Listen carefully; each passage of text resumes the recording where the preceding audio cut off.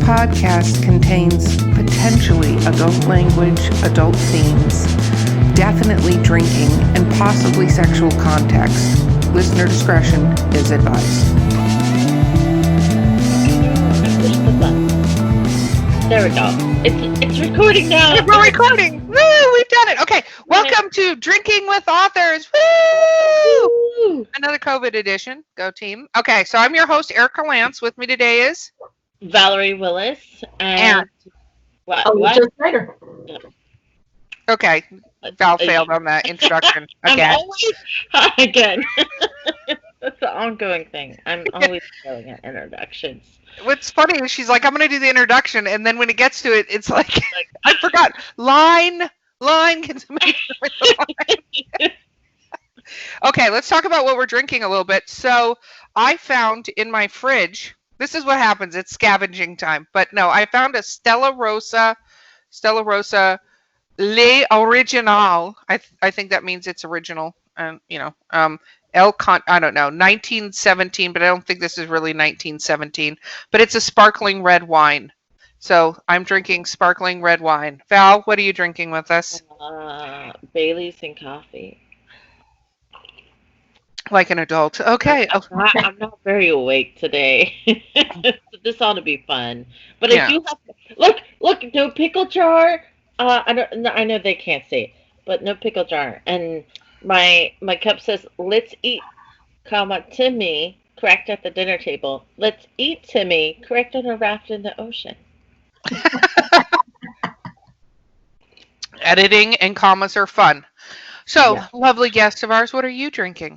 I have a lovely Smithwick's chocolate porter this morning. Oh my God, I need you, Valerie, write that down. I don't have a pen. What are sticky? Yes, put it on one of your stickies. So, full disclosure to our audience, we had our lovely guest on before, and we maybe had what I would call a technical difficulty, that we had a computer crash that wiped out her episodes. So this is a redo. It's like a retaking, we're reshooting, we're doing the whole thing, round two. And she had this amazing porter last time, and I was like, I'm going to remember that, and then I drink. And then I was like, I totally forgot what porter she totally forgot it. And now this morning she's making me write it on a sticky note. Yes. And it's, what is, the Okay, we're going to start anyway. Yeah, let's talk about what you write. This episode's starting off so well. So tell our lovely listeners about what you write. I write memoirs that are each focused on a specific change in life. So the first one I wrote that came out in January of 2020 is Redefining Family. And it's about the permanence of a mother's love. It's my story as a birth mom in an open adoption over the last 20 years. And the next book that comes out is Turtle Envy. It's how facing the fear of diving added new adventures in life and new depths in love. And that one is all about facing your fear and not letting comfort get in the way of going to experience these grand, amazing things. And as I learned how to scuba dive, I realized that this would have been a whole lot easier if I were to take some help from my husband, and maybe I had some trust issues that I could sort through along the way. So it ends up being about fear and marriage. I love this. I love both of these. So let's talk about, and I know we're restating things that were on the last podcast, but since the listeners actually never got to hear your brilliant story, let's talk about what made you decide to write these books. So Redefining Family was the book I was never going to write. I did not want to go into the past. I did not want to relive all that heartache and pain. But when Katerina, the daughter I placed at 18, when she turned 18, she had so many questions. And even though she knew about me her whole life and her parents were generous and we had full contact and she knew who I was, she would ask these big questions in 5-minute gaps. So we'd get 5 minutes alone together and she'd ask me something huge, like, did you actually love my dad? And I'd go, whoa, this is something without the context, without who I was at 17. This is such a difficult thing to answer in the scope of 20 seconds before somebody else walks in. And so writing Redefining Family it started as my way to show her who I was at 17, all of it, where I was, where my mindset was, why I found it impossible that we could be successful if I had kept her and raised her. And then after I had written the first couple of drafts, I looked at it and went, this is the book I really could have used back then. Right after placing her, when I was just in the absolute depths of grief and wondering if I'd ever be okay again, I really wanted somebody to show me how you get out of that. And so it really became a book of what it looks like to work through grief and to move forward anyway. So it's 20 years of experience trying to give the whole story that I thought she deserved. And I think it's great that you make the statement that this was the book that you needed. Even in fiction writing, like a lot of us find that we're writing a story because this is the book we wanted or needed. And yours takes it to a more intimate place and a very difficult thing, especially since I think it's only been in the recent couple of decades that the guy comes to the birthing of the child. Like, a lot of people don't realize that part of our culture is still like hush hush and still coming out into the new age. And so this whole lack of materials and help books and memoirs on these touchier topics like adoption and stuff like that, I think it's awesome that you were able to overcome the fear of, like, walk us through that, the tribulations of transitioning from this is something private between me and my birth daughter to I'm going to put this out into the world for public consumption. Like, what were some of the things going through your head trying to make that decision and wrestle with? Yeah, that's terrifying. Yeah, absolutely. Listen, I'm Valerie. We've talked a couple times. What you should do is go to the deepest part of your soul and let's talk about your voyage there. I'm going to have a drink of my Baileys. Valerie, what the hell? Sorry. It's a good, terrifying question. When I did allow myself at the beginning, when I first started writing this, it was not going to be a book. It was not going to be seen by anybody. I write to cope. I write to work through things. I write to process. So this was all just going to be for me in my own head. And then I realized this would actually benefit her. But if I had to do that, then it was going to take some heck of some good editing to cut out things that maybe didn't need to be shared with everybody. And it wasn't until I got to the overcoming grief part that the birth parent voice isn't heard. There's such a stigma around it. There's so much misinformation. And you learn not to talk about it. People teach you very quickly that if you share that you placed a child for adoption, you get crazy feedback of how you're selfish, how you were incapable. Like, it's ridiculous the amount of misinformation that's out there. And so 90% of adoption books are written by the adopting parents. It's necessary to change the narrative and to add to it. The old school narrative was, when you place a baby, you move on, you forget it, you just go and live your life. And it's harmful for adoptees and for birth parents to be told that. And it was never true anyway. It's never been true.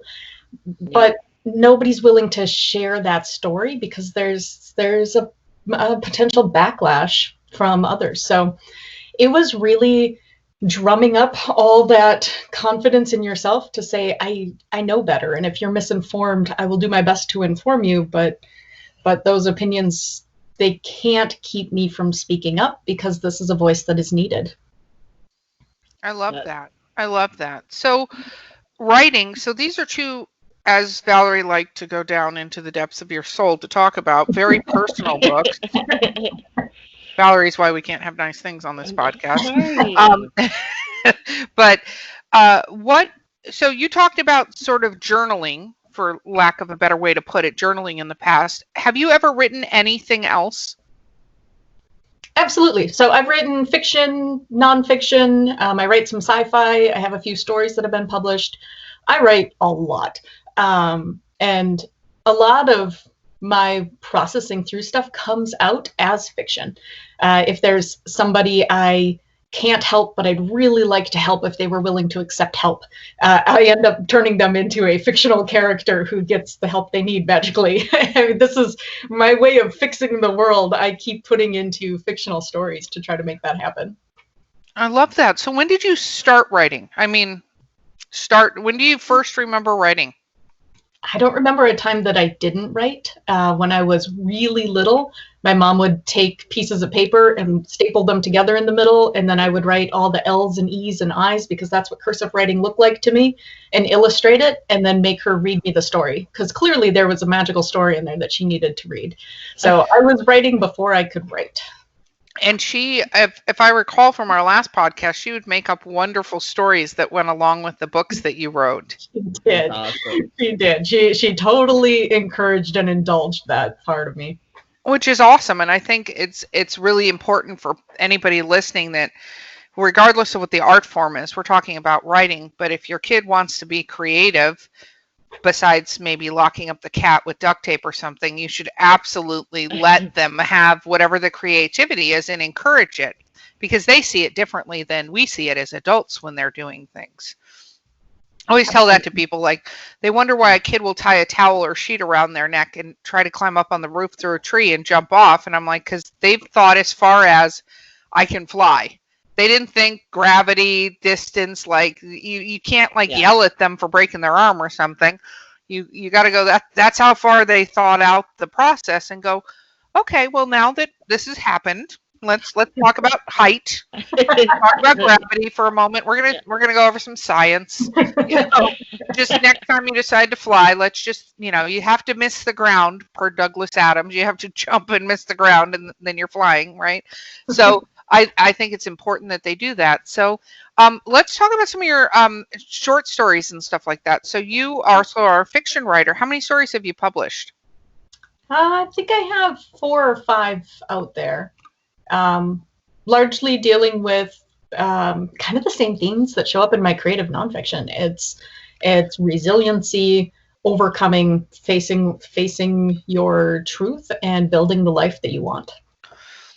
That is very awesome. Where are they? Short stories in anthologies, or just how are they published? There's one on fireside fiction. And there's another one coming out in an anthology this fall, actually. It's in the On Time anthology by Transmundane Press. So that's coming out soon. I would have to go hunt for a couple of the others. That's okay. You're totally allowed to hunt if one wants to hunt at some point. I've got a friend who wrote this epic short story that went into an anthology, and it was something about the main character imploding. And she did not realize that her mom had submitted into the anthology until she stumbled across it years later. And she's like, Mom! She's like, it was good. Because her mom's a self-published author. So she's like, snuck that one in on her. But I think it's always... I think short stories and anthologies are always good for any author or writer. Like if you're not sure about your writing path or if you can do this, they're a quick reminder that you can. Because I'm always telling people, they're like, well, I don't know what to write. Well, good thing anthologies usually have a theme. They will give you the writing prompt and you simply write to that prompt. For example, I host one and I blend 2 genres, horror and comedy, because those 2 genres focus on the reader's reactions and it's sort of reader focused. So, it's a great start. How has those anthologies encouraged your confidence and being able to publish your nonfiction pieces? Oh, it's absolutely helpful to get industry feedback, but it's also a great way to break out of a slump, and especially if you have some writer's block. So this spring, a few of my friends who are in a writer's group with me, we focused on COVID. and none of us were writing. We were all just sort of stuck. And so we decided to write about COVID for a number of weeks in a row. And we ended up putting together a full little anthology called COVID-19. And it's all short stories from 6 different writers' perspectives. And it's exploring what was on our minds, exploring our fears, exploring maybe what society could turn into with time if we handled this all well.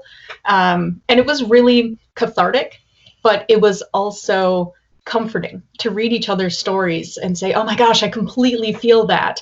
And then to publish it and get the same feedback back to us, to say, this is what I was feeling and I couldn't put words to it. It really, it reminds you that writing is so much about empathy, and being able to touch readers where their anxieties are is such a powerful thing to be able to do. It's very interesting you said that, because I was talking to a good friend of mine this morning, and I wrote a book called 72% Match with a friend of mine, and it's in a male and female perspective. So he wrote the male half, I wrote the female half, and the premise is like online dating, and these characters actually only run into each other twice in the entire book, right? But it's their perspectives, and they're terrible people. They're just horrible, like all the terrible stuff happens to them. And she's like, I really like the story, but I'm having a hard time reading it. And I said, is it because you don't identify anything with either one of the characters? And she's like, oh my gosh, yes, that's exactly it. Like she's one of those readers that wants to put herself with the character, one of the characters. And I'm like, okay, so just FYI, that is not going to happen with either one of these characters. That's not that kind of book. It's the kind of book you go, it's like watching a train wreck. Like you know what I mean? It's that kind of book where you're watching like a reality like TV the show. Online reading variant of Shameless. Yeah, exactly. Where you're just like, this is terrible. And it's so interesting you say that, because it seems like your writing style very much is to the feelings and the help of the reader versus just the entertainment of the reader. Because some books are written just to be entertaining. You know what I mean? I am not much of an entertaining writer. I am definitely I want to change your perspective, get inside how you think, how you view the world, and have you leave different. I think that's the crazy power of books. And I enjoy escapist writing, but I don't write it. No, totally. We need all the writers in the world. Again, Exactly. and it's I like that you say escapist, because obviously, like when all of us write, all 3 of us are writers, we have emotions we want to engage with the writer, or reactions, right? But I can say honestly, I don't write my fiction going, there's a life lesson to be learned here. I write it for, like my horror fiction, I write for the person. I want them to literally go, what the fuck just happened? Like that's what I want them to have at the end. That if they have that reaction, then I'm like, I have nailed this completely. Meanwhile, I feel like some creepy stalker, and I'm following my characters with a notebook, and I'm like, oh, okay. And then he did this, and then he did that, and then I'm looking over my shoulder at the reader, like, did you see that? Did you feel that? Maybe it's good if you're not inspiring the stalkers and the horror people to go and act. Maybe that's a good thing. No, it's probably a great thing. I do not want anyone to act on any of my stories. Please do not do that. That would be terrible. Right, and I think that's where a lot of the labels and genre breakups come into play with, the difference between a nonfiction and fiction piece. Like fiction, we're writing to express and not act upon. Where nonfiction or even inspirational fiction, both are aiming for let's pull these emotions or this situation out into the open, and let's digest it in a healthier way or in a different way.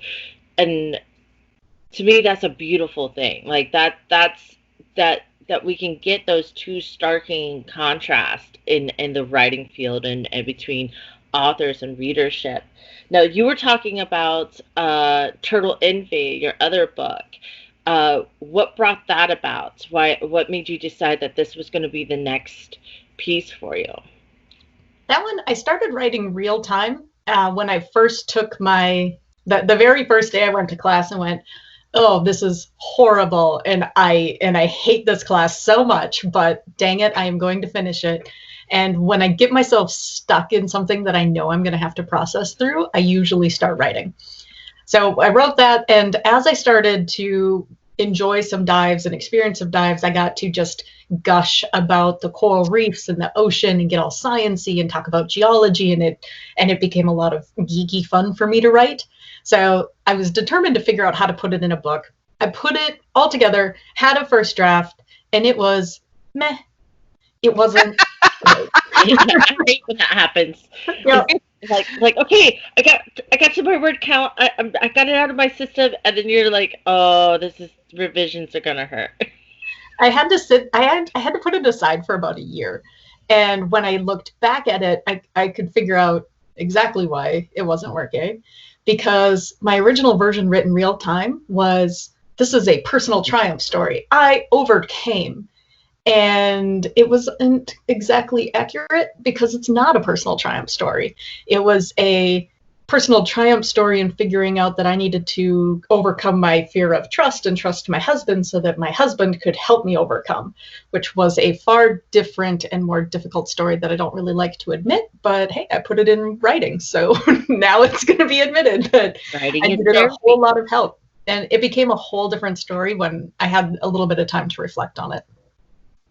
That's really awesome. I love that these stories are so deeply, deeply personal. But I think when you go to that level for what you're trying to accomplish, you have to. You can't, you know, you've lived and breathed these experiences, so you're actually writing from a correct vantage point, and you're taking the stuff that is not that surface layer of fluff, and you're going beneath the surface and going, here's the maybe ugly parts of this thing that most people don't want to admit to themselves. But I think that goes along with a lot of the stigma and stuff out there about talking about I don't want to just say mental illness, but any sort of issues in that regard that people are facing. It's about mental wellness. Sometimes we sort of have to reflect on ourselves a little bit and be like, I probably could have handled that way better, you know, but I can't be the only one. And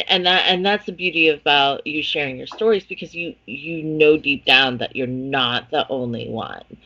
And to me, that, you know, misery loves company. Well, there's not a situation out there that is just you who has felt or experienced the thing, because that's the beautiful thing about humanity. And both your nonfiction pieces involve your family a lot. So how do they feel about your books? Because it's one thing to settle with yourself and be able to push it out there, but sometimes there's that whole barrier of, oh crap, like I've involved other people, so, and this is going to be public consumption. So how did you handle that? That is a big issue with writing memoir, especially writing current memoir. The stuff is still happening. These people are in my life now. These are people I love and respect now. Redefining family, it was tough. I wrote my draft the way I wanted to write it, held nothing back, wrote out all the ugliness onto paper for myself. But there are scenes I definitely cut and word choices I made before I allowed anybody else to read it. Because I carry some bitterness inside, because we all do, right? Doesn't mean I need to share that with the rest of the world. So there was definitely some editing before it got read by anyone. But my family had a full year to read the book ahead of time. They all got to see it. They all got to see how they were represented. I only had one person ask that I remove one scene, which was kind of a funny scene. I put it in there because I thought it was humorous. She did not think it was humorous, so I took it out. But I did give them the option of starting with Katerina and her parents and her sister and saying, is it okay if I publish this at all? You are central to this book. If you don't want this out, you don't have to. It can just be something that's for you guys. And they were completely supportive. They've been incredibly supportive of the launch, of marketing. Awesome. They've really been helpful. And then anybody else who was a named character in there who I didn't change their name got a say in how they were represented. And there were very few changes, but I did make a point to be kind in my representations. I can beat up on myself all I want, but writing about other people, I did make a point to be kind about. The Turtle Envy, that one is almost all about me and my husband. And he was funny. In Redefining Family, 90% of that timeline took place before I ever met him. And the joke that he made to everybody is, the book, it was good, except it needed more of that Jer character. I'm like, okay, Jer, you get a whole book where you are just a primary character throughout the book. So you didn't show up much in the adoption one because I didn't know you yet, but here's a whole book that is just all about that Jer character. And again, I make decisions on what to include and not include because, hey, I'd like to stay married to this guy. But very important.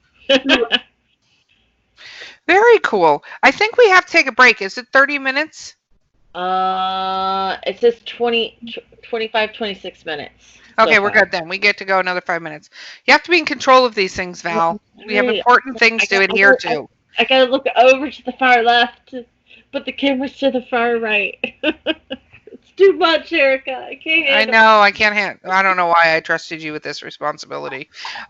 So first, let's talk about what is your next journey? Have you started a journey? Are you working on things? I have another book coming out January 2021. And it's right in that same vein we were talking about earlier of going really raw and covering the content people don't like to talk about. It's called Couch Days, Rejoining Life After a Slump. And it is how you drum up the energy to get off the couch when the weight of depression has settled on you, and in my case has also partnered up with that really vicious inner bully who self-sabotages everything you do. And it's a very honest and raw look at what it takes to get off the couch, to rebuild life, to get restarted. It's one I'm mostly intimidated about putting out there because it's very personal, but it's also written over a series of patterns. So where Redefining Family was one experience chronological and Turtle Envy is one experience chronological, Couch Days is a cycle.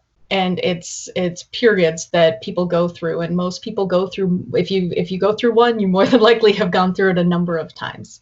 And so it's a little bit different in collapsing a number of those patterns together to show the whole story of starting from when life has gotten small and all your free time is just spent on your phone in front of the TV, not doing any of the things that you wish you were doing, and how you chisel your way out of that. I think that's brilliant because just this morning, again, I've had a very revelatory meeting. But I was talking to somebody who's experiencing just that. I can't wait that your book's out and I can refer him to that because he was experiencing that exact situation this morning when I was like, what are you doing? And he's like, oh, I don't know. I've just been watching Netflix. And I'm like, okay, we got to get you out of this slump. And what's very interesting, I think, about your pieces, it's very different and is, you can read books or something like that, but if you don't hone in on the exact point and share very similar experiences from a voice that is like, hey, this is the down and dirty, and then this is how you accomplish getting out of it, I think you don't even have a recognition that completely, like, you kind of know you're doing it, but you don't look at the pattern all the times you're doing it. And if you don't have a way out, that's the biggest thing. If there isn't a doorway that you see anywhere, or a window or a small crevasse or something to start working towards getting out of it, you don't get out of it. You just sit in it, and it even gets worse because you're just sitting in it and you can't. I think it's almost worse when you recognize that you're doing it and then you don't have an out. Yeah. Because then you're spinning on the fact that you're doing it, that you're doing it, and there isn't any doorway to get yourself out of this situation. Like, I've got a checklist of things. Like, writing is one of my biggest stress relievers. Even whether I'm depressed or feeling anxious, it doesn't matter. If I'm not feeling kosher, as I call it, I'm like, you know what? I just got to sit and write, and it's almost like a reset button for me. And I know a lot of writers can feel that way too. Like they feel more miserable when they're not writing. Have you sort of hit that stage in your own cycles, like where you need to write to feel okay? I think it's important to know what your list is. What the list of things. People have a self-care list of things they think make them feel good, and they have a self-care list of stuff that actually makes them feel good. And they're usually not the same. And they think that, you know, if I just relax, take a nap, and eat some ice cream, I'll feel better. Oh. And in the end, you just don't. But what really helps people feel better looks more like writing, calling an old friend who is always available to them, getting out and taking a walk. It's the basic stuff that we don't like to do because it feels like it takes more energy, but it really provides you more energy when you do it. But it is really hard to break that cycle. I actually wrote this one for a friend of mine. Somebody very close to her was really struggling. And in a conversation with my friend, she was saying, why won't she just get up? Why can't she just eat better and exercise? She would feel so much better. And I keep telling her how much better she would feel if she would just do this. And I could hear my friend's frustration and how much and where it came from a point of love. And I was trying to show her, but this is what it's like when you're in it. And those are a mismatch. And you can't just get up. Like that's not how it works. So I was trying to kind of be a voice of, this is what it feels like in the midst of it, and getting out of it looks different than you think. It's not just going to the gym. That doesn't just fix it. Right. Exactly. Right. We have hit the 30-minute mark, Erica. So we're going to take a brief break, and we will be right back with our amazing guest. This is the voice of Drinking with Authors. You are at our commercial break, and our commercial is, hey, do you want to be a guest on our show? Or do you have a question for one of the guests on our show? Or do you have a brilliant drink recipe that we've never heard of? That would have to stump us. But you could reach us at drinkingwithauthors@gmail.com or on Twitter, Instagram, or Facebook. You can direct message or even just leave a comment on one of our posts. We would absolutely love to hear from you.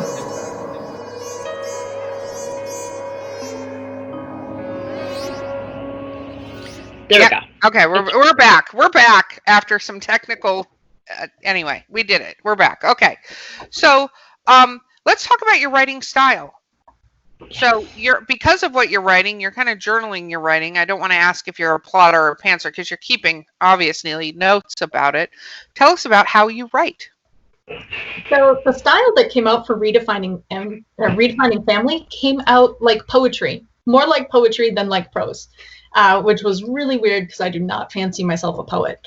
But that was the only thing that could happen with that book. And the more I played with it, the more I really loved the style. So it's a little bit like the way Kwame Alexander writes or the way Elizabeth Acevedo writes. And when I started tinkering with that as a voice, Turtle Envy also became a much, much better book.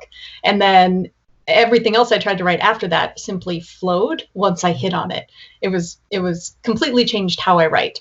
My process looks a lot like me sitting outside with a paper and pen and handwriting random scenes out of order all over the page, and then eventually going back to the computer and trying to put them together into something that makes sense to anybody who does not live in my head.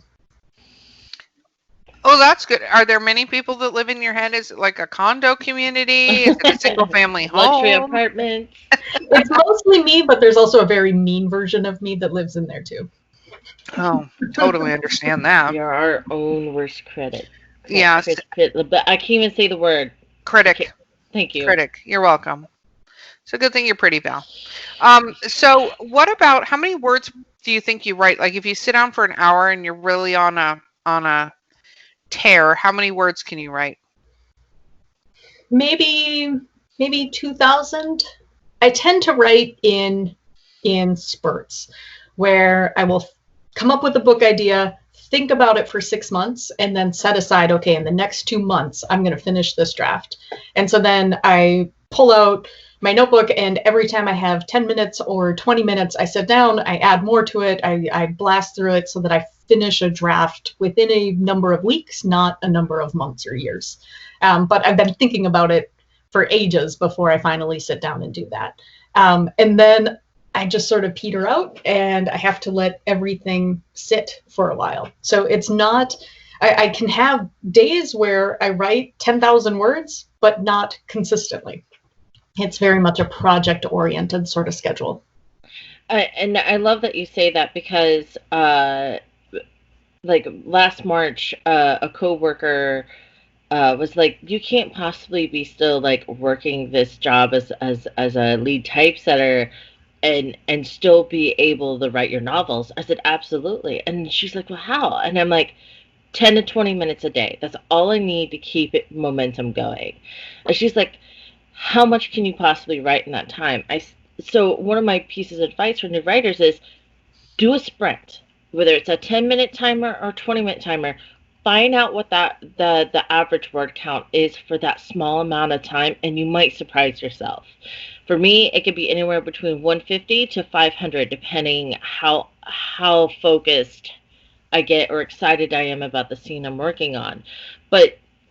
And I love that you're the same way. That's how you write. You find your 10 minutes here, your 20 minutes there. Me, it's between laundry loads. I can bust out a scene or two. But I think there's this misconception that writers sit down and spend an entire day writing in front of the ye old typewriter in their attic or basement. And that's not the case. Life's busy. So being able to recognize that it's okay to write for 10 minutes or 20 minutes, and not even have a schedule, is awesome. And you've done it with several books at this point, and several stories. And I love that. NaNoWriMo was one of my favorite self-education experiences because it taught me how to stop wasting my writing hours. Prior to doing NaNoWriMo, I would try to set aside an hour every day at the same time of day, and my production was just crap. It was just not good, because I would do things where I would get to a spot and I couldn't think of the right word, so I would think about it for 15 minutes and look up synonyms and try to come up with the right word, and I would waste the time that I had set aside. And once I did NaNoWriMo, where it forced me to find other crevices in my day to just keep going, keep putting words on paper, I realized that there's such a smarter way for me to be productive, where if I sit down when I have 10 minutes and the inspiration and I blast through it. And if I get stuck, I walk away. I go and I do the laundry and I walk the dog and I take a shower. And that's when I sit there and think about that word that I'm stuck on or that scene I can't come through. But it's not wasted writing time. I think about it while I'm doing other stuff so that every time I sit down to the page, I'm ready to just take off. I think that's brilliant. I think that's the part that every writer needs to find what works for them.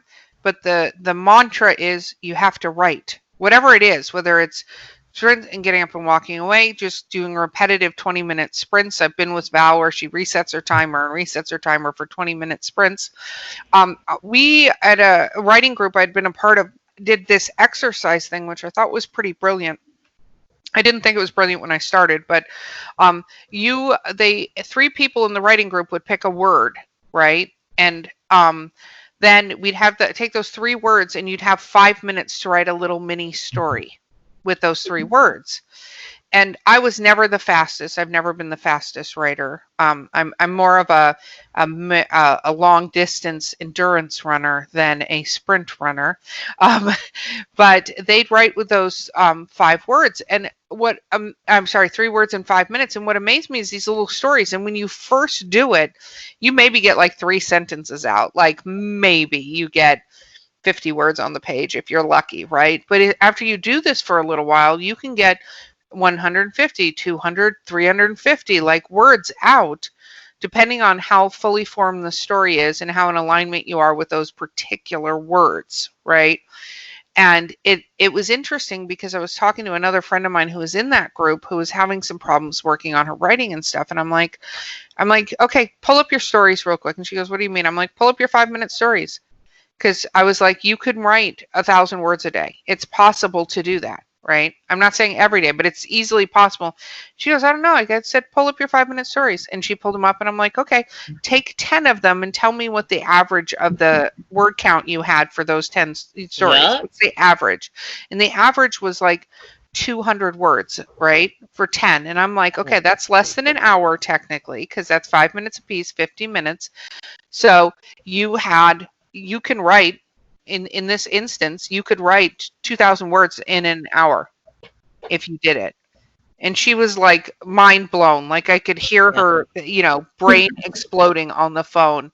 And it took her a little while to have that full realization that that was actually an accurate statement. And I think it's all on how you look at things. And this actually, look at me, tie full circle back to the kind of books you put out, is how you look at situations. You can look at it that this insurmountable goal, and I have to write, 80,000 words for this book, and I have 50,000 to go, and it's overwhelming and it's daunting, and I have like weeks to get this done. Or you could go, well, how many can I do? Obviously, you'll get stuck, and sometimes you have to research a point or something like that. But then I think it's discipline and going, I'm not going down that rabbit hole. You know what I mean? Mm-hmm. Or you put a little comment on your thing and go, replace this word and just move on. And at some point when you come back, you can go, okay, what word did I actually mean to use there? Because when you get stuck, it doesn't work. Mm-mm. Yep, I agree completely. So what about your next? So you have the couch one. What about the next one? The next one, after Couch Days, the next one, which I'm hoping to come out in July 2021, is too soon to talk about yet. Got it. About it, but it's too soon. That's fine. But the readers can look forward that there's more to come. There's absolutely more to come. Absolutely. Is there a more fiction coming out soon? More fiction. There's an anthology called On Time by Transmundane Press, and that is coming out this fall. Otherwise, I don't have any fiction coming out soon.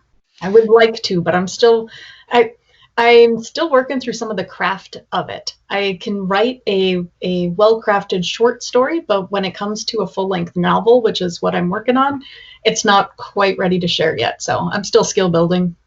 We should trade notes, because I cannot close a short story the same way. Like ask me to write an 80K 6-book series. I can milk that. 6 books. It's a 10-book series right now. I don't know what you're talking about. 6 books, Val. I can write. I follow those characters and I write down every little thing. And Val cannot do flash fiction to save her life. Like if it was a life or death situation, and you have 1,000 words, and you have to no, do it. Can't do it. Yeah.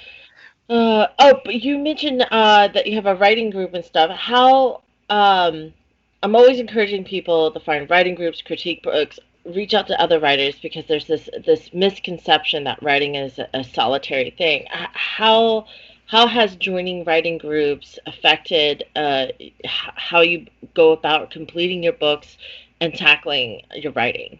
Oh, that changed everything. So I found Tampa Writers Alliance off of Meetup. And Tampa Writers Alliance is still going strong, still meeting via Zoom now that it's COVID times. And it changed everything. I have been writing forever. And back in my early 20s, I was submitting stuff, and it just makes me cringe. Those poor agents who had to read those queries for things that weren't thought out and it wasn't written well. And, writing is not a solitary sport. There's a reader on the other end of what you're writing. And you have to get feedback. You can't be in your little echo chamber. Once I found a quality critique group, and by quality, I mean they don't tell me everything is wonderful when it's not, and they don't tell me everything is crap when it's not, but they actually give me feedback that I can use, that I can apply, that goes for my writing going forward. That makes such a huge difference when you stop being in your own vacuum. I fixed I've always been able to write pretty words, but structuring those into a whole story arc was something I had to learn. making dialogue digestible, making characters likable, making sure my main character was my main character and my secondary character wasn't the most interesting thing in the book, right? All those pieces that you learn because people gave you feedback and say, okay, you have good skill with pretty words. Now here's what you need to work on. It is absolutely invaluable. So my advice for writers, if you are currently writing in a vacuum, go get some feedback, go join a group. And you don't have to stick with one group. So try a group. And if you like half of the group, maybe ask a couple people if they're interested in a one-off group on another night of the week. Maybe try another group and see if you can pull together your own collection of people that have the same genre, the same feedback. There's always information to be gained. One of the places I think people go wrong, or why they show up, they get their first critique, and then they say, that's bull, I'm not going to listen to any of it, I think is largely because you do have to qualify your critique partners. They have to like the genre you write. They have to be actual readers, and you shouldn't be taking big advice from people who don't read what you like. Sometimes their advice can be helpful, but usually they'll send you down the wrong path. So you take their advice, you say thank you, but then you put a star next to everybody who actually reads what you write, and then you focus on their advice instead. And I give that same advice when you're looking for an editor. Make sure that editor edits, reads, and works in your genre. Like, it's nice to find an editor who does multiple genres, but they better be good at those genres that are listed. Or you're going, like you said, like I wrote a fairy tale, a short story fairy tale romance. One of the complaints I got in the feedback is they fell in love too quickly. The fairy tale romance, that's sort of like a rule number 1, insta love. Insta love is a requirement. You know, so it's like you have to be careful, because there is a such thing as a bad critique, but every critique has a little something that they're exposing that you have to sit back and be like, oh, do I have this in my story because it's nostalgic for me? Because a lot of us, especially with our first books, I think Rebirth took me over 13 years to complete. And now I'm like sneezing out short stories in 3 days. Like, Erica, your face is great. You're like, I'm not amused. But she has to go back through Rebirth. That's why I have that look on my face as her publisher. She needs to fix Rebirth. I have to fix it because it's a high school piece and there's nostalgic tied into it. And there's that whole level. Did you come across that, where now that you're learning stuff from the critique partners and writing group, that you had to make the hard call of, like, I know they're right, but I like it like it is, but it's not really good for readers, kind of? Oh, absolutely. I have to cut stuff I like, but on the same vein, I think we should always be embarrassed of what we wrote 5 years ago. Like, if you're not, then you've stopped learning and you've stopped growing. So the fact that I have a few things published that I don't love having my name associated with anymore, I think it is a really great thing to show that, hey, I'm still working on my craft. And I think you're always growing. It's interesting because we've talked about this. Do you go back to I know you talk about your books and you read your books. Your books are very something that is that needs to be I hate the word lecture. What is the word I use instead of lecture? But like talked about, groups, like, things. This is a discussion point. I don't like the word lecture because that sounds like something our parents would do to us, right? Especially about whatever they thought we were doing wrong. And so these are discussion point books. So I'm sure you go back to them and you read points out of them and stuff like that. But I find like I can go back to one of the first novels or stories, and I read one last night that I published 8 years ago now. It was a little short story that was in an anthology, and I had a horror writers event last night, and I read this story, and there's a few things in it where I was like, they're not horrible, but grammatically they could be better. Like, they're not the end of the, like, I didn't read it and go, that's not even a word. Like, why is that in there, right? And they did go through kind of an editing process with somebody who's thought they were an editor that wasn't. And I'm reading it and I'm like, ugh, it's still a good story, but it really, it needs to be tightened up a little bit. Like, we got to tighten it. And I thought about it and I'm like, okay, I can put it. And I started writing on the list and I'm like, what am I doing? Like, why would I go back to this piece? Like, this is like, I love this piece. It's a great short story, but it's going backwards in time. And I find that when I'm reading, like, and I hit a grammar thing in my book where, like, as artists, we're like, we're going to fix this and it's going to be perfect and we're going to fix everything that's wrong. And then we realize, like, how much time do you want to actually spend on this book, going back and going back and going back? Do you run into that at all? So I think tying words to some sort of mission, that's a terrible word, but that is the word, to some sort of mission helps me get over the perfectionism. So after I wrote Redefining Family, it sat for a year while family members read it, approved it, and I gathered my courage up to be willing to put this much intimate detail about my life out into the public.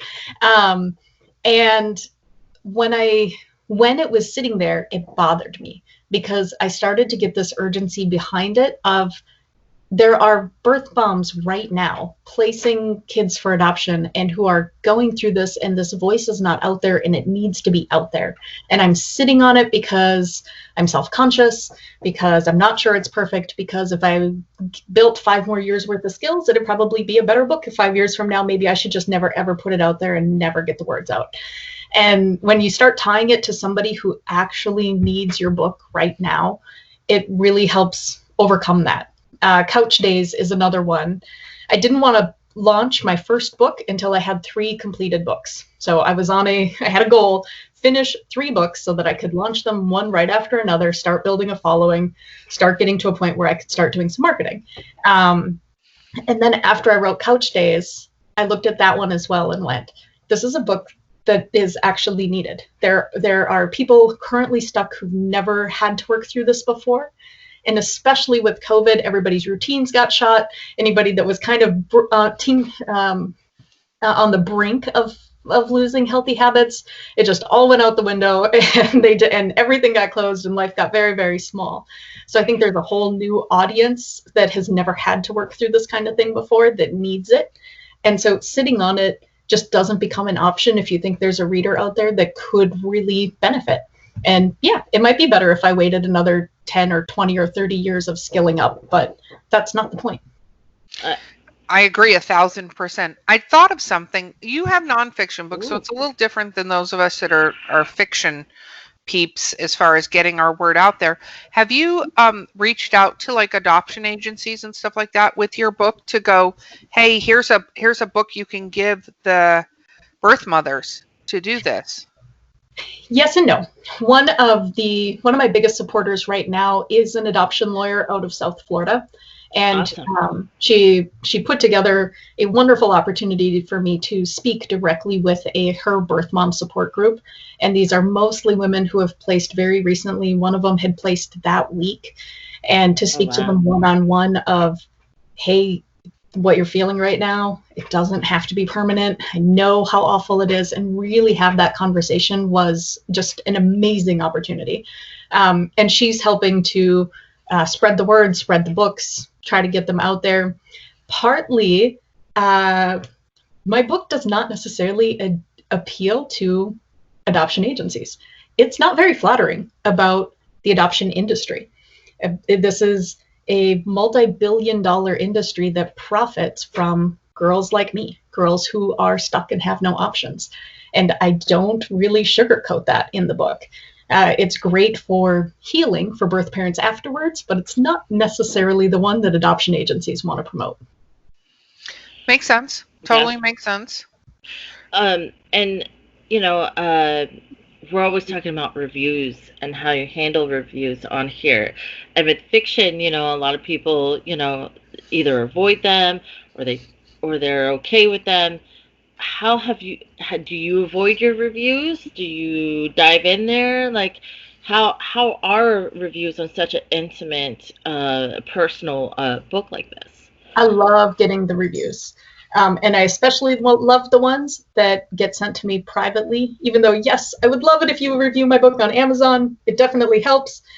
It's the ones that get emailed me privately where they say I could never post all of this publicly, but here's how it resonated because here is my personal story with infertility, with being an adoptee, with being a birth mom, and nobody knows, and I've never told anybody, right? Those are the ones where I've had a real powerful impact that make me want to sit back down and finish my next book and get it out there.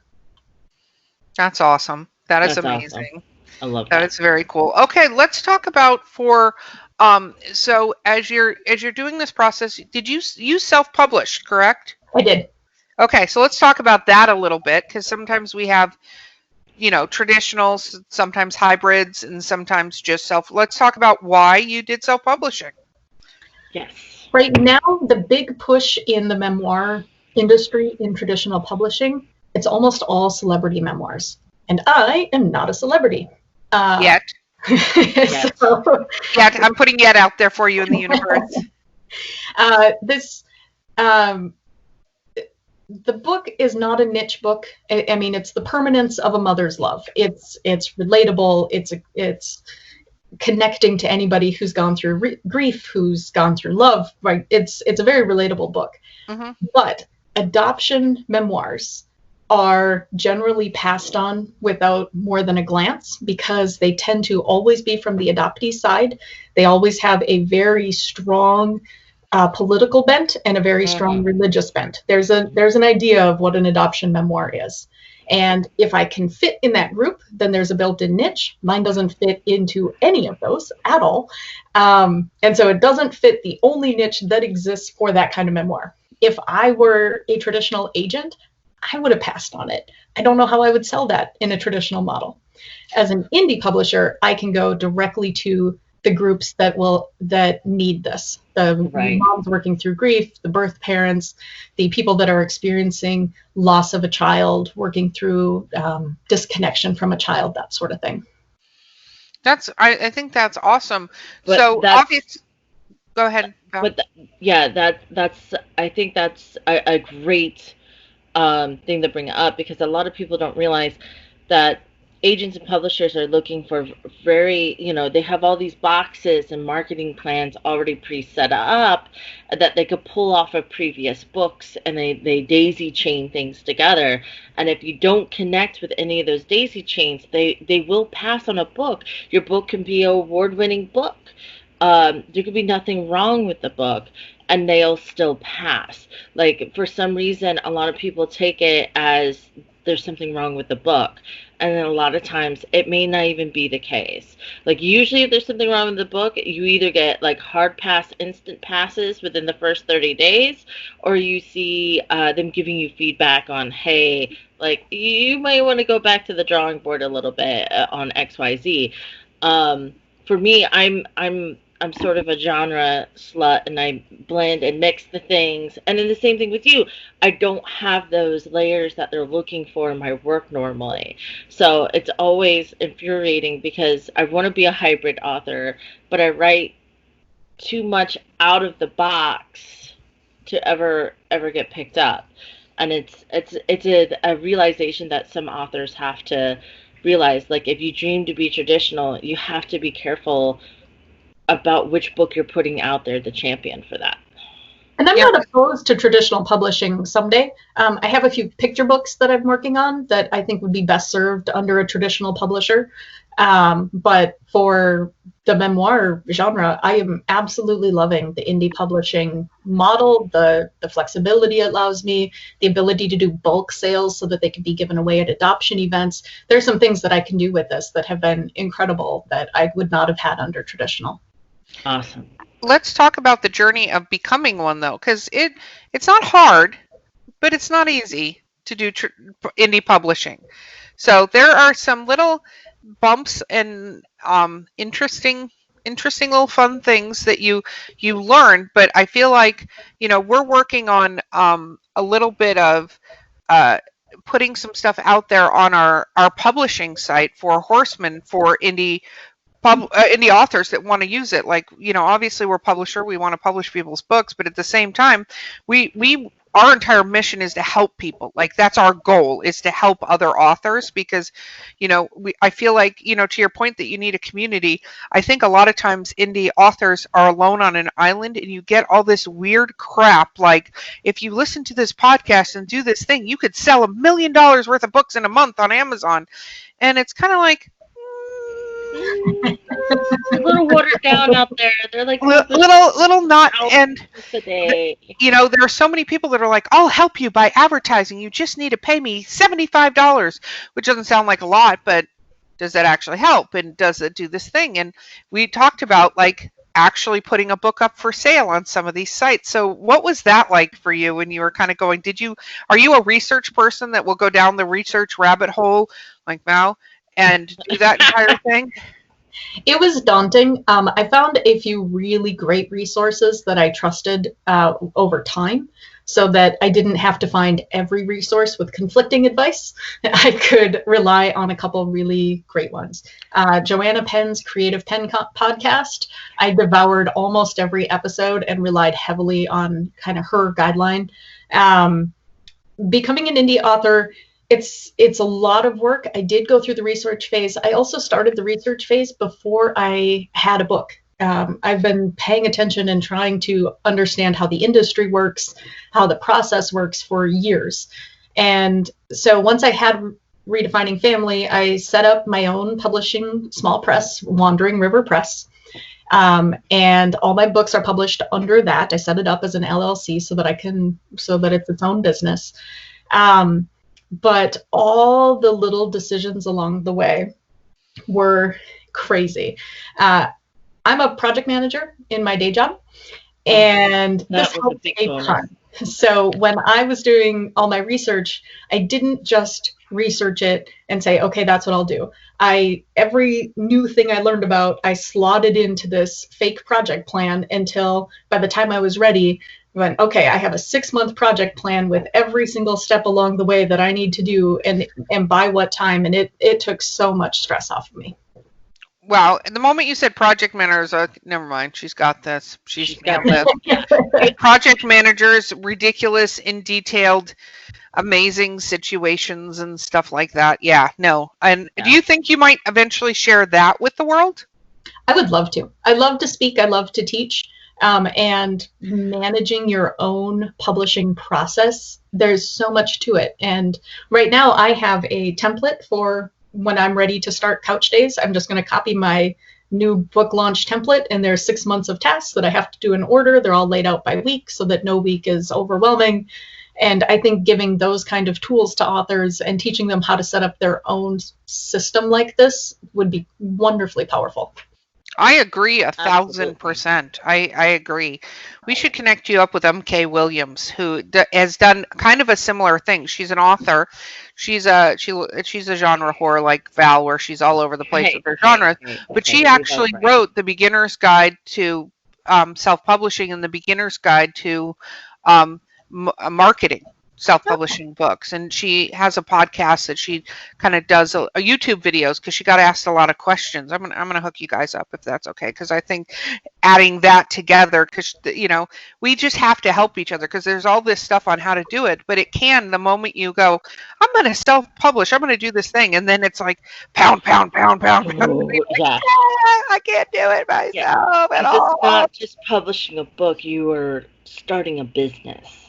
I think that's a misconception. Like, oh, I'm just going to self-publish. No, you're starting a business the moment you say that, because you are, like you being a project manager, you become the project manager or the general contractor, however, whatever label connects with you, and then you have to decide: am I going to subcontract out this stuff? Am I going to learn this the hard way and try to do this myself? Like, there's more than one way to achieve each little subsection. And I'm always telling people, like, if you're going to self-publish, know that, one, you're going to wear many hats, and don't try to wear more than one hat at a time.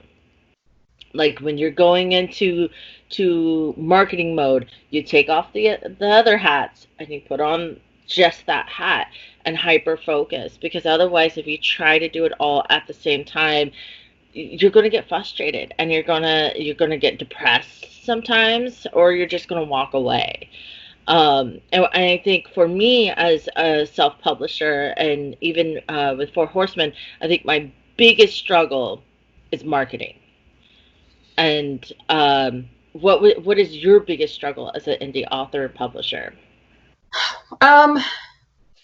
So with the first book, I paid for a cover design because I do not know how to design covers. I did a little bit of learning how you would do it, and then I went, this is beyond my capability.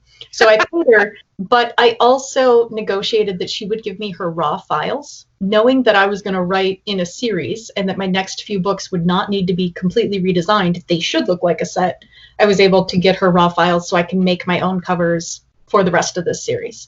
But when I start a new series, I'll pay for another designer to start over and give me a brand new and original design. So there's that piece where I'm kind of doing it on my own, but with a lot of support. The marketing, I'm only dipping my toe into at the moment because I'm waiting to have all 3 of my books out. Once I have 3 full books out, then I'll do a big heavy push to get all 3 of them some notice. But at the moment, there's nowhere to read through, so there's no reason to spend a lot of money and hustle trying to get new readers yet. So that one's still coming. The thing that I would absolutely hire out forever and never do myself again is audio editing. For my audiobooks, I narrated them myself. I love the narration part. It's exhausting, it's painful, and for when it's talking about grief that you lived through, it's really, really draining. But I really like the experience. I love doing it, and I love the result. But oh my God, editing audio is the worst, and I never want to do it again. Yep, no, exactly. Nope. I'm with you on, by the way, both of those points. That's why I have Valerie, and she does all the covers and stuff, because I look at Adobe and I think it could go blank itself. I'm an Adobe whiz. I self-taught myself in middle school. She's brilliant, but I can't do that. And the same is true with the audio. Like, we have our a podcast consigliere, Adam, who takes the files and makes them into brilliant stuff. So we only sound like the idiots that we do on the actual podcast, which he can't do any sort of audio fixing with that. But I think that's a really good point. Okay, well, we're getting to the end of the episode. I would like, my friend, some shameless self-promotion from you. Again. You so the readers can reach out. Everything can be found at aksnyderbooks.com. You can find Redefining Family and Turtle Envy are available now, and Couch Days will be up for pre-order shortly. Awesome. Well, it has been wonderful. Thank you again for coming back to our podcast, considering, technical. I love having you. I'm super excited on these books anyway. Couch Potato, I can't wait to get into my hot little hands. So the moment that bad boy, I'm going to be like, and you get one? And you get, okay, I'm just buying it for everybody. Everybody's getting it. For Christmas, we all get the same book. Yeah, no, exactly. All the people that are, not you, you're not a couch potato person. Oh. But, there are many others. Okay, I'll get you the book. Whatever. That's fine. Okay, so you got many pre-orders coming from me. So anyway, thank you so much again for being with us. I really appreciate it. I think what you've done is brilliant, and I love that your voice is out in the world. So thank you. Thank you so much. I appreciate it. Yeah, and this has been Drinking with Authors. I've been your host, Erica Lance. And I'm your co-host, Valerie Willis. And we'll see you next time. Woo! Woo!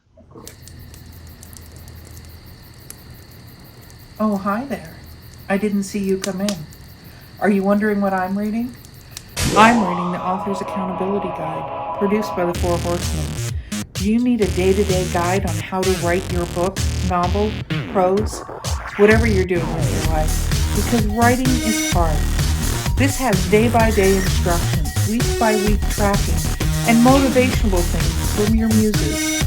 So, grab a drink, grab a book, and get some fucking writing done. Let's see. All right, we are officially recording. We're officially recording Literary Briefs episode on Drinking with Authors. I've been really musical the last couple episodes. Don't know why. It's fine. Okay, so I'm your host, Erica Lance. I'm here with... I'm co-host Valerie Willis, and today we have A.K. Snyder. Did I Like, I got nervous seeing Jonathan Mayberry. Hey, I'll take it. That's a great introduction that I'll claim. Exactly. And our host, not Jonathan Mayberry. I can tell the Baileys is killing Val here. Okay, so let's go with what we're drinking. I have a Stella Rosso sparkling red wine from Italy. Somebody gave me this bottle. It's pretty good, actually. I'm actually impressed. It's not terrible, which is nice. Oh, What are you drinking, Val? Coffees and Baileys. Maybe you should do more of the coffees and less of the Baileys at this point, my friend. I'm still waking up. Yeah, Val only drinks on the podcast, which is funny because if she goes a little bit in between hosting, it means that she's a complete crap show when she gets back. Oh my god, the episode is going to be hilarious. Yes. And then everyone gets to hear my most drunken moment story. Oh yeah, we did an episode with just the hosts of the podcasts, and I think Val had way too much to drink when we started that entire thing. So something about a beached manatee, I forget what it was. It was the most bizarre conversation, but we just let her talk, and I don't think she realized anything that she said. So it was really fun. So what are you drinking, our lovely guest today? I have a beautiful Smithwick's coffee porter. Oh, I'm so jealous of that. I had Java. Have you had what is it? The Java one. What is the name of that one? Oh, the baby Jesus Java or Yeah. baby Java. Baby Jesus. Yes. Oh, Do you have that one? They have yeah. a Java one. That's real. Yeah. And they have a nice 2-pump chump, which is just that thick, chewy beer that you can stand a spoon up in. Ooh. Well, I know what I'm doing this afternoon. I'm actually going to take the name of this, make my boyfriend drive me since I'm drinking, and go get some of that beer because I love that beer. Okay. Cool. But literary briefs, rapid fire. I even forgot what we were doing for a moment. Okay. Rapid fire questions, Val. What's your favorite book of all time? I think it's The Giver. It's the first one I ever read and walked away with a whole different view of life and the world. And it's that moment I recognized that books are crazy powerful and can change you. Awesome.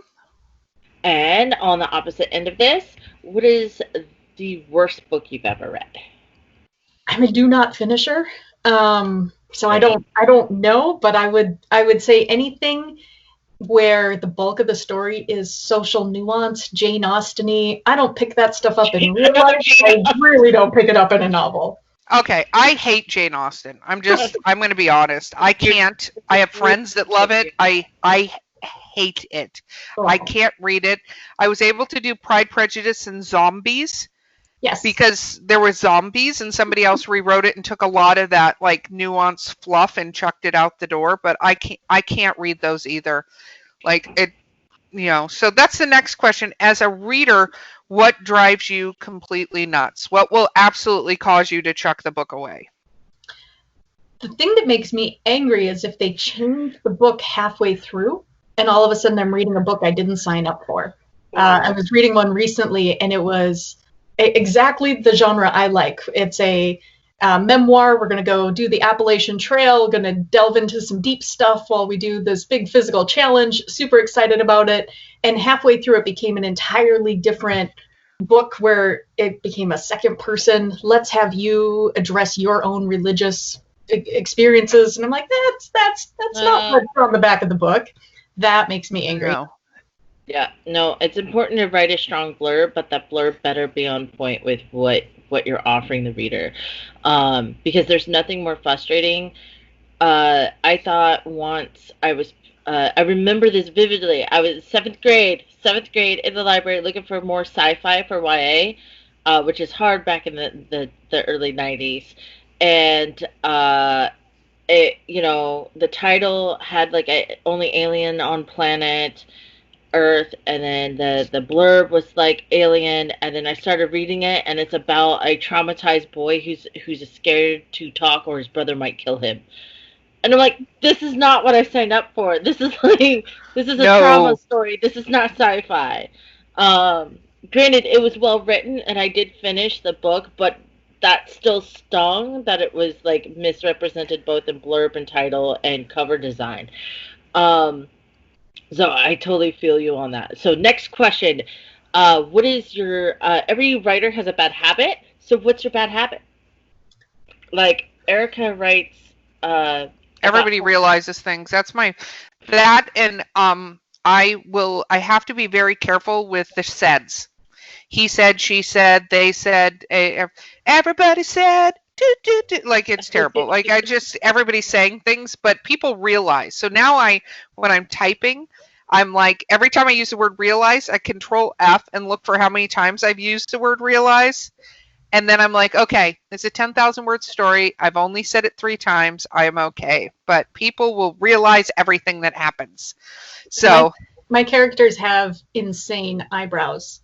They are knitting and jumping and there are eyebrows all over the place, and you'd think it's the only facial expression they have. So now I've gotten the feedback enough that every time I type out an eyebrow, I'm like, no, you can't just have eyebrows. But that is definitely my default. All the eyebrows. The eyebrows are doing all the things. Mm-hmm. Oh my gosh, that's hysterical. Okay, what about what is your editing process like? We didn't get a really chance to go down that. Do you have an editor? I do. One of the women in my writing group is also a professional editor, so I am very, very spoiled. So I try to have editing versions that are each focused on a very specific aspect. So I'll do one that is just plot, one that is just character, and I don't really go through the final word polishing and grammar polishing till the very, very last round. But then I do have kind of 2 groups of different beta readers that I work with, and both include professional editors, and it's amazing. I love that you talk about doing it in stages, because a lot of my writer friends are like, oh, revisions. I'm like, no, like you should be excited about revisions. And they're like, but it just takes so long because I'm checking for all the things. And I'm like, no, you're doing it wrong. No wonder it's painful. Like, you should do it in stages. Like, your first pass should be checking maybe all your dialogue. Your next pass should be, plot holes. You have to break it into stages. And I love that you mentioned that you have specific groups and people you go to for the different items to make sure that you're catching those, because a lot of people think an editor is an editor, but there's different types of editors. Yes, they may do all romance, but this one does developmental edits for romance, and this one does line editing for romance, and they come in different stages of the editing and revision process. Like at the beginning, you might want a developmental edit if you feel like your story's not strong enough, because you're going to continue to write, add, and delete. And then your line editor is more of who polishes it before publishing.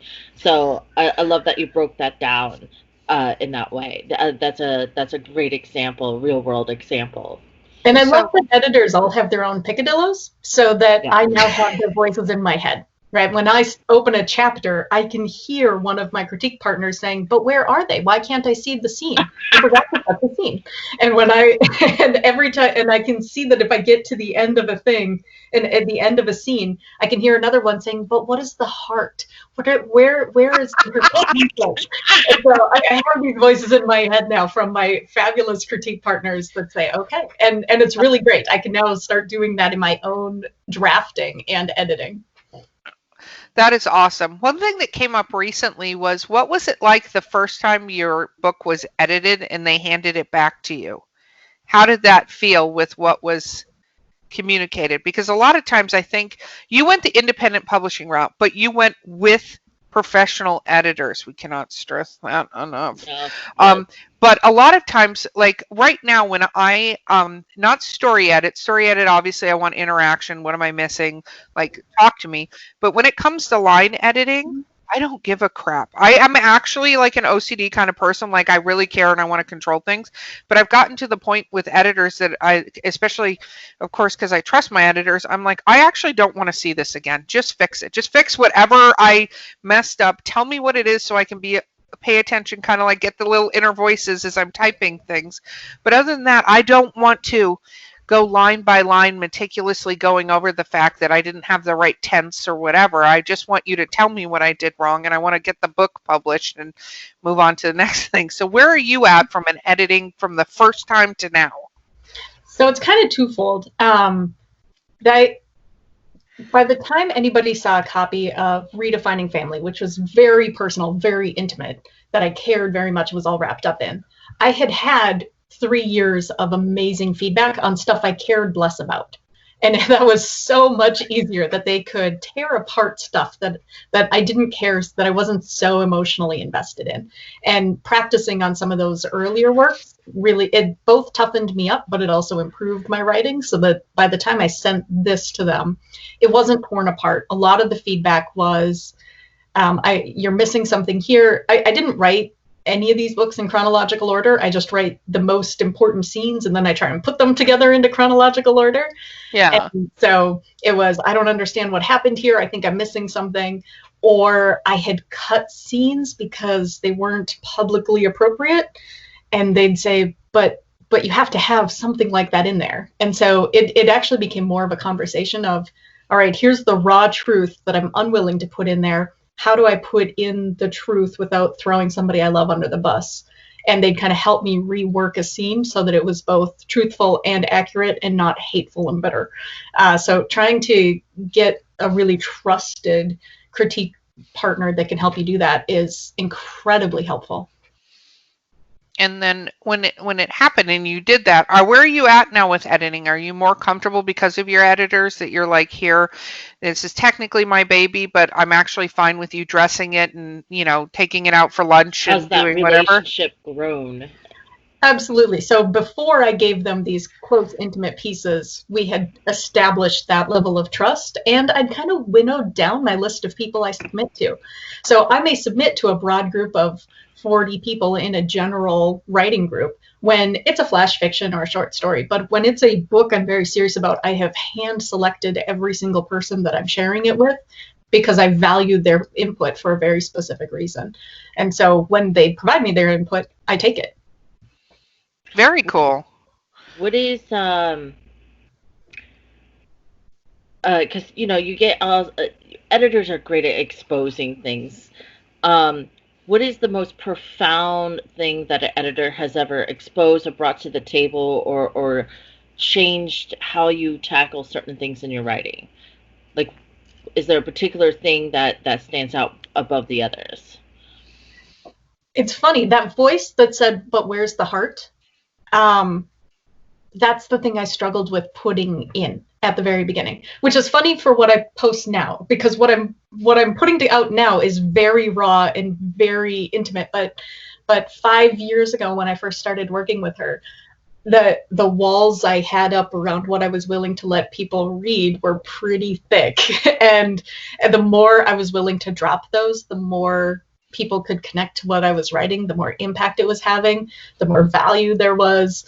And I realized that if I was willing to show people these stories, that they could have an impact. But it really took her kicking that wall every single submission of, I want to like your character, but she's reading as cold. And I'm like, but she's not cold. She just has really good defense mechanisms. And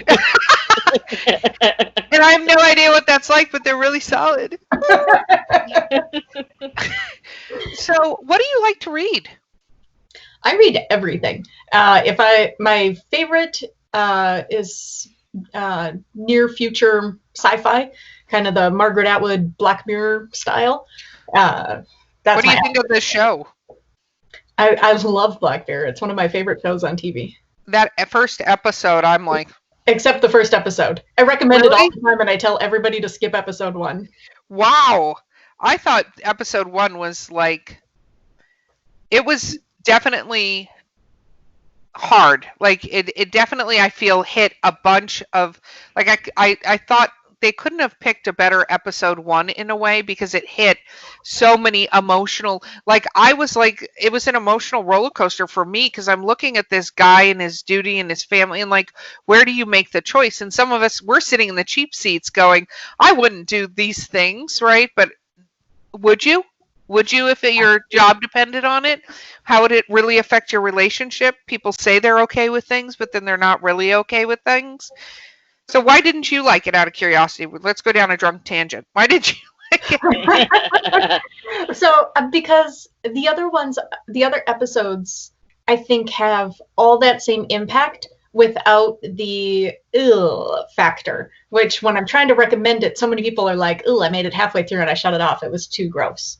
So, which I think my favorite one on there, one of my favorite episodes, is the social media one, with the ratings. I love where you stand. No, that was a good one. The other one I really liked was the one where you have the playback camera, where you can play back something that you watched. Oh, I love it. I was like, as much as that seems like that would be a cool thing in certain circumstances, I'm like, look how dangerous this is, you inferring what you think you observed.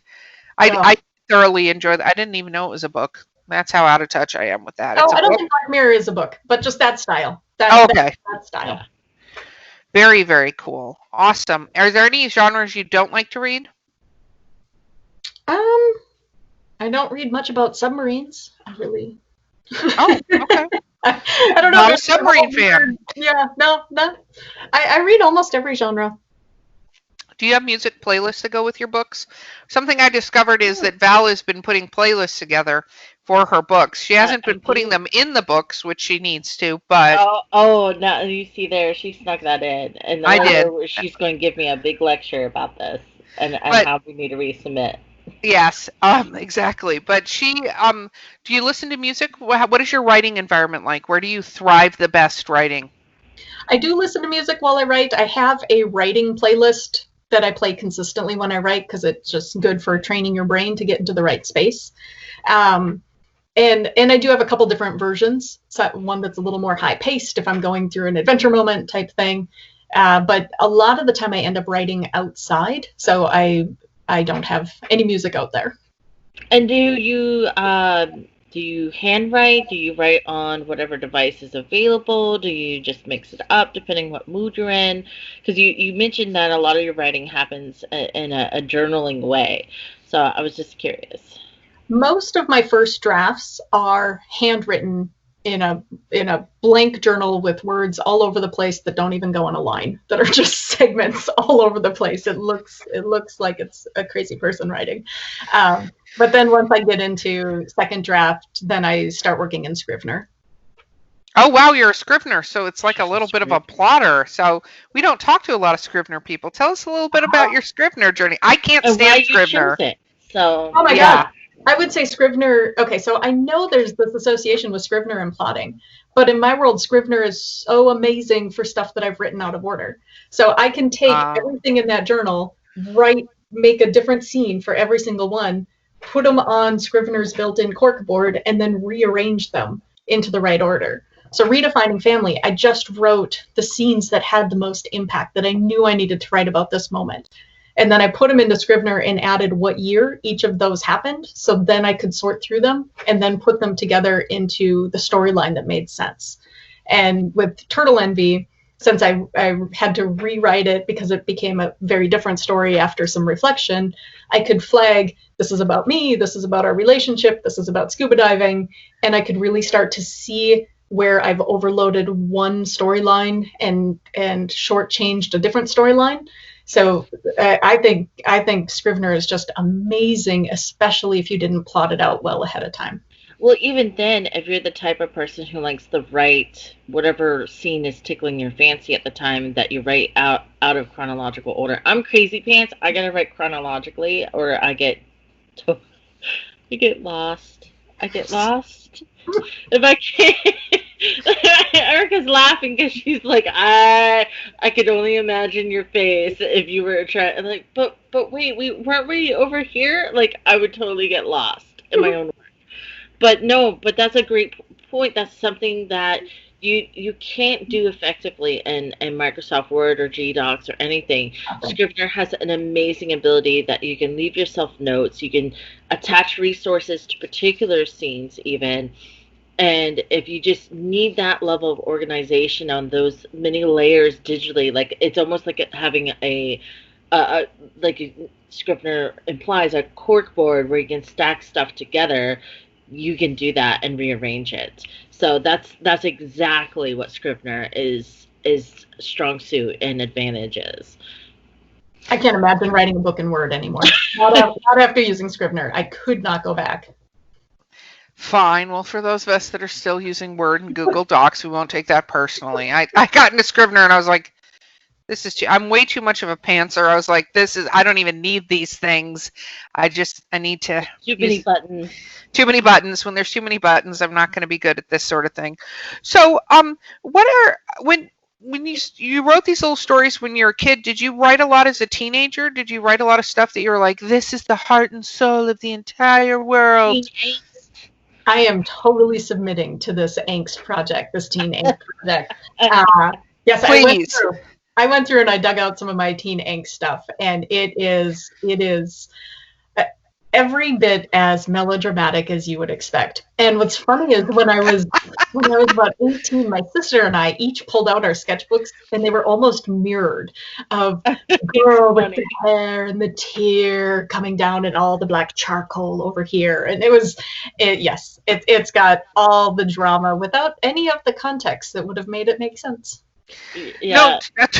You have a submission and it's like a breakup poem, but it's like comparing it or embodying it as a belly dancer. I'm like, what is going on? Like, what does belly dancing have to do with breaking up? And I found like I took my charcoal and I ground it into the paper so that you can read the words really, really heavy.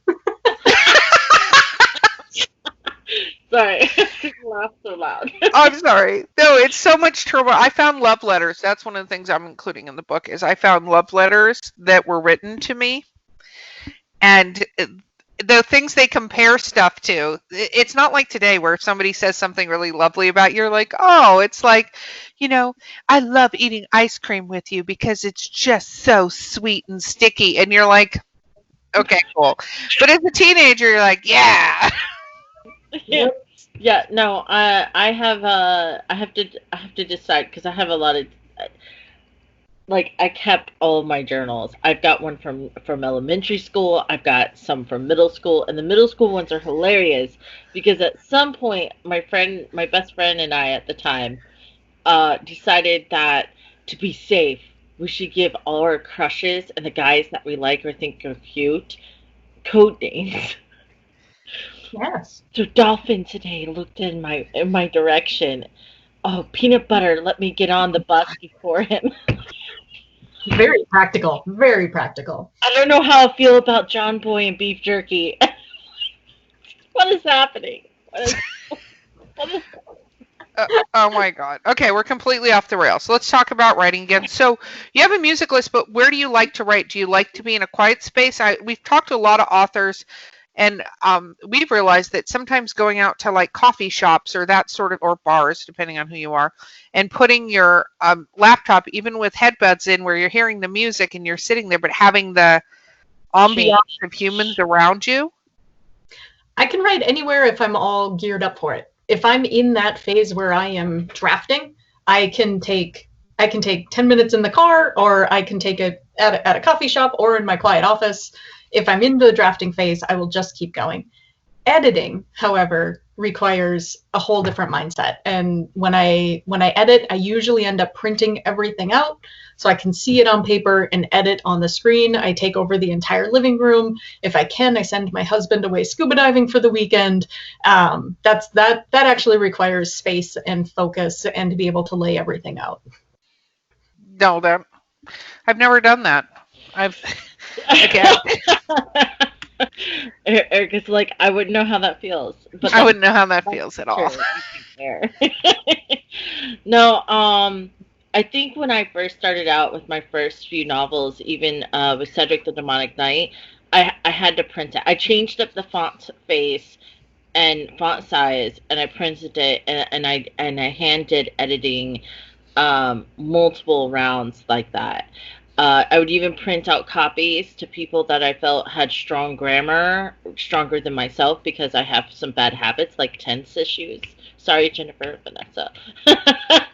um, but eventually I got to the point where I was more comfortable doing it all digitally, because I think as a writer, like you were saying in the earlier podcast, if you're not constantly growing and evolving, you're doing something wrong. You're holding yourself back someplace. So now, in the drafting stage, I'm leaving notes. Like, I know this is wrong. I'll fix this in revisions. This in revisions. I don't want this word. Find a new word in revisions. Like, and then you get to slow down and really nitpick stuff at that point. And I think it's definitely helped me from compared to where I started and where I am now, doing things in layers. Did you have like a similar journey? Absolutely. And I do leave notes while I'm drafting about stuff I need to introduce ahead of time. Right? So I'll get to a spot where, okay, I'm going to get scuba lessons for Jer for his birthday. I should really introduce the fact that I have gotten him lousy birthday presents for many, many years in a row, and that needs to come ahead of time. And we get to the point where my in-laws are going to take the pets. I should mention that we have in-laws and pets, and that should happen much, much earlier. And so I do that while I'm writing. I leave myself the note so that when I go back and edit, I try to find the right spot to introduce those things. That's very cool. So you have this writer friend group. This is something that I've noticed comes up a lot, is people will ask you to read their stuff. Do you have that happen? Oh yeah, absolutely. And then what do you think of the stuff people are reading? Well, you're reading. I just used wine words. Sorry about that. What happens? Because obviously if you have a critique group, you're all agreeing, blah, blah, blah. That you, what happens when you don't like something somebody has sent you? That's more the core. How do you tackle that moment? When it's not so good. So it's kind of twofold. So I'm part of the large Tampa Writers Alliance group, which is a broad group with lots of interests. And if I read something there that I'm not a fan of, I'll usually just say, this is not my genre. This is not what I would normally read, because they shouldn't take my advice. I'm not their audience. No matter how much they polish it, I'm never going to be their audience. They should not listen to me. And then I just kind of sit back and correct grammar. I respect that a lot. But if it's somebody that is close to me, I know what they're trying to accomplish, and I should be their audience, but it's just not working yet, I do give very honest feedback. And I try to couch it with, here's what's working and here's what's not working. Because I realize that if they're sending out a pretty rough submission, I'm not the only one who's going to give them a very long list of what's not working. But in their tearing it apart to try to rebuild it, I want them to know what is working so that they leave it alone, so that they don't think the whole submission needs to be redone, because usually there's a few things that are working really well for them. So I try to break it down. And depending on the writer, I also try to give them feedback that they are capable and ready to hear. Not every writer can capture all the nuance of putting the best word in the right location when they're still struggling with, hey, this needs a plot. And so it really... Hey, by the way, there's no plot in your story. So we're not going to talk about everything else, but this literally is a story about nothing. So let's... And there's no reason for them to wordsmith.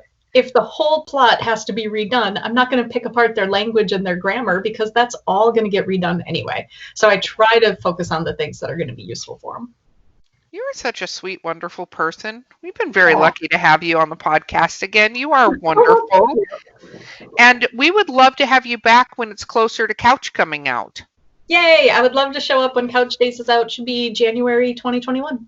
That would be very cool. You should definitely ping us with how you're doing around December, since we always need precursor time to do stuff. But we would absolutely love to have you back. That would be thoroughly amazing. You are so awesome. And I think what you're doing for the world is amazing. Yeah. So I'm going to acknowledge that, because it's not just an author putting entertainment, which is not a bad thing. Nobody take that personally. That's what Right. I do. That's Val does. We are authors putting Lots of entertainment in the world. But you are genuinely helping people, and I think that's thoroughly amazing. So thank you for doing that. Well, thank you. That's so kind. Yes, no, absolutely. Okay, shameless self-promotion again. Plug. Let's have a plug from you. All right. You can find all of my books plus free photos of me and my family around the adoption, free scuba diving videos. You can find them all at my website, aksnyderbooks.com. Wonderful, wonderful. Please buy our books. Please do that. That would be amazing. And buy the books for, if it's not for you, buy them for people in your life that this could help, because everybody needs help, and sometimes it takes different things for them to get that. So, Get them in your library. Your library can order these, and they are accessible there. Get them in your library. It helps me, helps everybody else. Yes, and great. Libraries do exist out there for those of you listening that may have forgotten that they're still there. They are. I throw that out because I had literally somebody at work, and I'm like, well, you can get a ton of books and audiobooks from your library for free. You just need a library card. And literally, this was a 22-year-old went, what? And I'm like, oh my gosh, what has happened to society? That's not even a thing. Like, that's it. Everybody, we're going on a field trip to a library. I don't have money for books, and I'm like, your library has ebooks and audiobooks. Just go. Have a field day. Exactly. Okay. It has been wonderful having you on. Thank you again so much. Thank you. Thank you both. I appreciate it. Of course. This has been Drinking with Authors Literary Briefs. I'm Erica Lance. And I'm Valerie Willis. And this has been... I'll let you talk. I'm done. Okay. We're going to see you next time, and we'll try to keep Val a little more sober. That'll be fun. Cool. Sure. Bye. Bye.